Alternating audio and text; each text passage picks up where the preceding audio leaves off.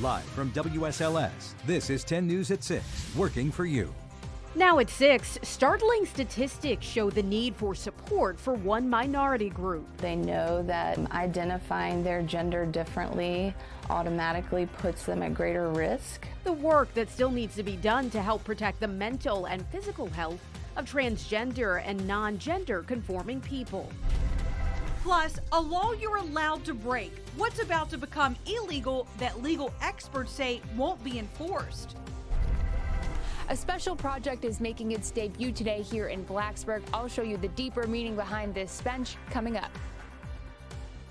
Good evening and thanks for joining us for 10 News at 6. I'm Lindsay Ward. And I'm Brittany McGraw. John Carlin has the night off. There's a push here in Virginia for the entire community to support a minority. Despite troubling data of suicides and murders, 10 News reporter McKinley Strother has the hope-filled work happening right here in our corner of the Commonwealth to support those who are transgender and gender non-conforming. Well, June is all about celebrating pride. It still is scary to be trans here. It is also a time to recognize how much work still needs to be done, say activists. Those fears are real. So far in 2021, at least 28 transgender or gender non-conforming people have been murdered. Most are Black or Latinx, and most in southeastern United States, which includes Virginia. For a white, trans, middle-class woman like myself, it's a very different experience than for a poor Black trans woman. Dr. Samantha Rosenthal is the author of Living Queer History. She discovered Roanoke has a deep trans history with support groups dating back to the early 80s. In our area, I think that we have this little bubble. But there is room to grow, according to Wesley Cook with the Roanoke Diversity Center. We're already under a different kind of stressor that we have to deal with on top of everybody else's everyday stressor. A recent study found more than half of transgender and non-binary youth have seriously considered attempting suicide in the past year. Dr. Laura Farmer is a licensed professional counselor and head of Youth Saga, a peer-based support group with LGBTQ+ youth and allies. Isn't that the safest space? Where there's no pressure to define yourself in some sort of rigid way or put yourself into a specific box. Despite the terrifying statistics and adversity, you'll still find hope, happiness, and a helping hand. That helping hand extends from Youth Saga to Ladies and Gents of the Roanoke Valley, Transparent to House of Expression. I detail all of those resources and provide links so that you can get the help if you need it on our website, WSLS.com. In the newsroom tonight, I'm McKinley Strother, 10 News, working for you. Lynchburg fire officials need your help tonight after a series of curbside fires. In the past 48 hours, leaders have received 17 calls. Now, most of the fires are items placed for bulk or brush pickup. It's happening on Rivermont Avenue, as well as the Buchanan and Pierce Streets area between 12th and 16th. Right now, they don't have a suspect, but they do have car descriptions. If you know anything, call the fire marshal. Well, check this out. A vandal was caught in the act on camera. This happened at a new food court, the Backyard in Forest. At least 3 trucks were hit, some harder than others. The person also made off with some cash, but vendors aren't letting it get them down. I know a lot of people are saying, oh, people suck, but it's just not true. You know, they're just people are going through stuff. And, you know, what I would love to do is find out actually who did it and see how we can love on the guy. Now, the people we spoke with say they filed a police report. So far, there are no suspects. Markings on the Appalachian Trail are key to let you know where you're going, but there's been an increase of people adding their own. While some with the Appalachian Trail Conservancy say it's great that thru hikers want to mark their accomplishments, volunteers are the ones who have to clean up that graffiti. It's time-consuming and expensive. Another kind of graffiti burden on them keeps them from doing the really fun stuff of trail work, which is like building steps and really laying out the trail in a way that is most scenic and most attractive to hikers. If you want to mark a milestone, they say you should instead use sticks or rocks to spell it out. That way you can leave no trace. If you do notice any vandalism on the trail, report it to the National Park Service. We have their contact information at WSLS.com. Turning now to your weather, here is a live look from our New College Institute Skycam in Martinsville, where the sun is out and it feels amazing. Tomorrow is going to look pretty similar, but the morning will be a different story. Chief Meteorologist Jeff Hanowich is here to explain. Jeff. Yeah, Brittany, overnight lows tonight will fall into the 40s in parts of the mountains and the 50s elsewhere. Average lows at this time of year are supposed to be in the 60s, so it's going to feel more like early October come tomorrow morning. Here's a look at the satellite and radar composite, and you'll notice that there's really nothing around us except for high pressure. That will mean for us a mostly clear night and a mainly sunny day again for tomorrow. We're going to start out with temperatures, as I told you, in the 40s and 50s. By 8 a.m., we're in the upper 50s and lower 60s with highs in the low to mid 80s. Overall, tomorrow we are looking at no humidity really around. It is still going to feel really nice outside. We're dry tomorrow with skies mainly sunny. Now, looking ahead, it does look as though we're going to have a better chance for a few thunder showers on Saturday, hit or miss thunder showers on Sunday. Highs Friday and Saturday, 90 to 93. A little more cloud cover on Sunday means temperatures falling into the mid to upper 80s. So again, the chance for rain increases this weekend, but we'll let you know when the wettest days lie coming up. Lindsay. All right, thank you, Jeff. Well, today, this moment marked the first face-to-face meeting for President Biden and Russian President Vladimir Putin. During that meeting, Biden told Putin cybersecurity is a critical issue. He says he brought up the Colonial Pipeline attack and asked Putin, what if someone in the U.S. attacked their oil pipeline to Europe? Biden said election interference by the Russian government will not be tolerated, and the U.S. has the resources to back it up. I pointed out to him we have significant cyber capability, and he knows it. He doesn't know exactly what it is, but it's significant. The president emphasized that no threats were made.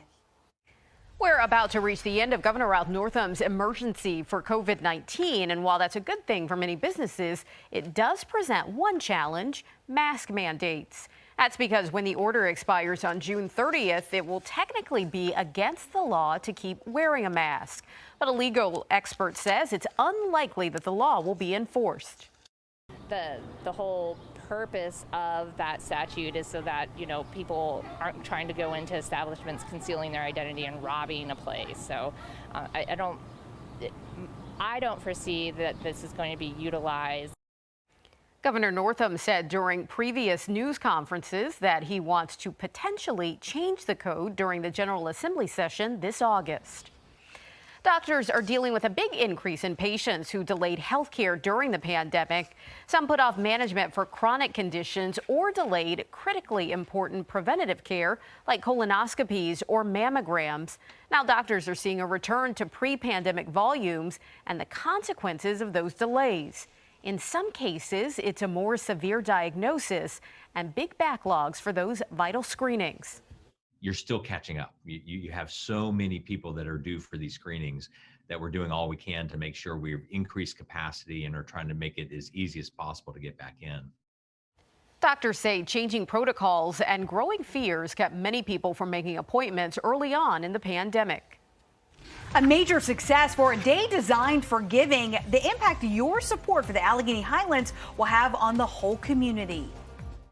WSLS 10 in your town, sponsored by Bank of Bataton. We have an exciting update for you tonight. The first ever Give Local Allegheny Highlands shattered its record. In just 24 hours, more than 600 people donated over $175,000. The Allegheny Foundation's original goal was $70,000. They reached that by 10 a.m. yesterday. The Allegheny Highlands Arts and Crafts Center raised the most money for a large nonprofit, and the Clifton Forge School of the Arts raised the most for a small nonprofit. Tomorrow, I'll be in Allegheny County alongside McKinley Strother as we show you what all the region has to offer. Work on this year's Home for Good is at the halfway point as we build a home in partnership with Habitat for Humanity in the Roanoke Valley and generous community sponsors. Today, Bauer Heating and Air Conditioning, one of our returning sponsors, was on site working on the home's HVAC system. This is our 7th Home for Good project. Construction is expected to wrap up in late summer. Asking for help can be difficult as a kid, but one school is making it easier. The piece of furniture that's taking the hard work out of finding a friend. And you are looking at a live picture from our Virginia Tech Skycam overlooking Blacksburg. Today was beautiful. Sunshine, low humidity, pleasant temperatures. However, the heat's not far away. When we're going to hit 90 or above, we'll let you know coming up in just a little bit.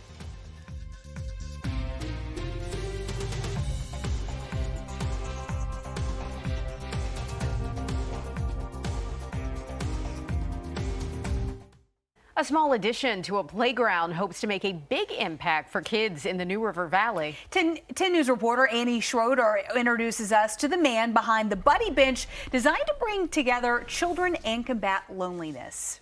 To anyone passing by, this may just look like a standard bench outside Valley Interfaith Child Care Center in Blacksburg. We take the kids from 6 weeks old up until 5, and our mission is, we say, safety, love, and learning. But to Earl Brown, it's so much more than that.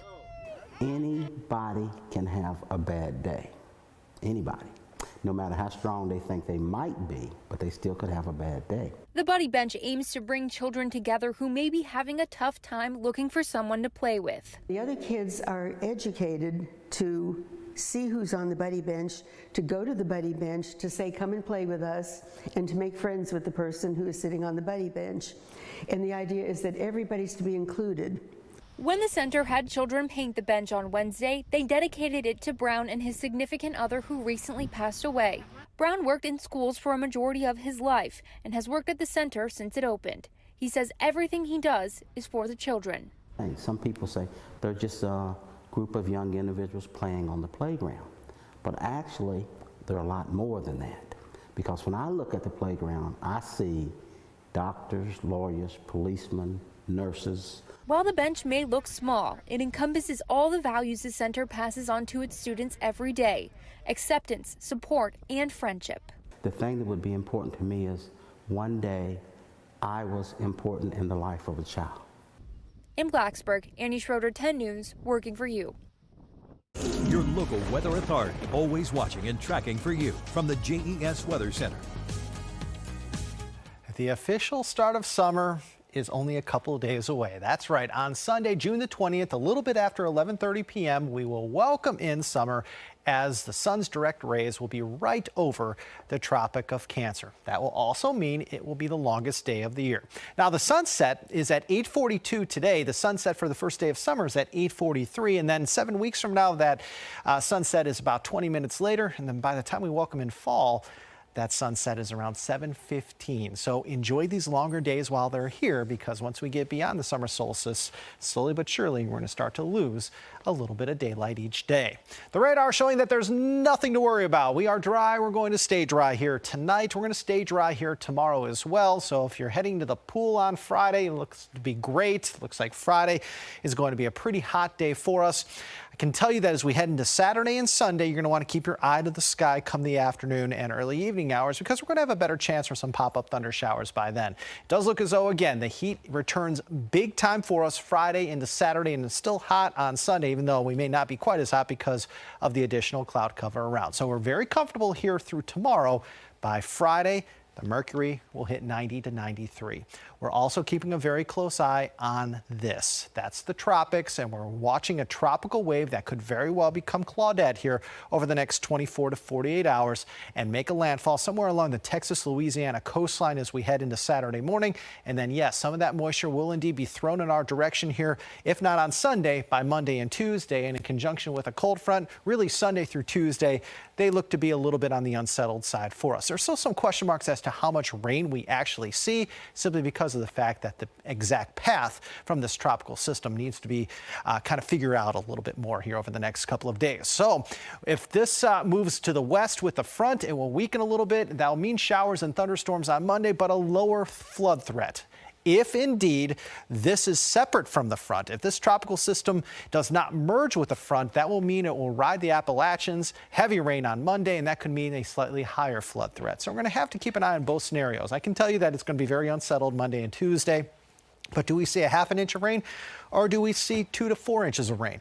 still yet to be determined. 80 right now in Lynchburg, hot spot, Danville 84, 78 Roanoke, 70 to 73 in Wytheville, and also into Hillsville, Galax, and Blacksburg. For tonight, very, very pleasant. Maybe a night where you give the air conditioner a break. Overnight lows in the mountains, 40s to near 50. Outside the mountains, 52 to 58. Your 3-day zone-by-zone forecast showing that the NRV, you're looking at temperatures tomorrow in the 70s, back into the 80s Friday and Saturday. Highlands dry Thursday and Friday. Better chances for pop-up thunder showers on Saturday.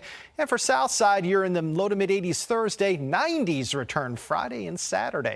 For Lynchburg, your hottest day will come on Saturday, 92. You're still in the lower 90s on Sunday before you fall into the 80s Monday through Wednesday of next week. And for the Roanoke Valley, dry here Friday, few thunder showers Saturday. Chance for rain definitely increases Monday into Tuesday. We'll dry things out by Wednesday. Your news and notes, more NBA news. The Wizards parted ways with Coach Scott Brooks. Pelicans do the same with Stan Van Gundy. A combo of 13 athletes, alumni, and assistant coaches from Virginia Tech have been selected to the track and field Olympic trials. And in the Olympic trials in the pool tonight here on WSLS, Olivia Bray will be in the semifinals of the 200-meter butterfly, and some Hokies on the men's side will be competing as well. NBC Nightly News is coming up next. And we'll see you back here at 7.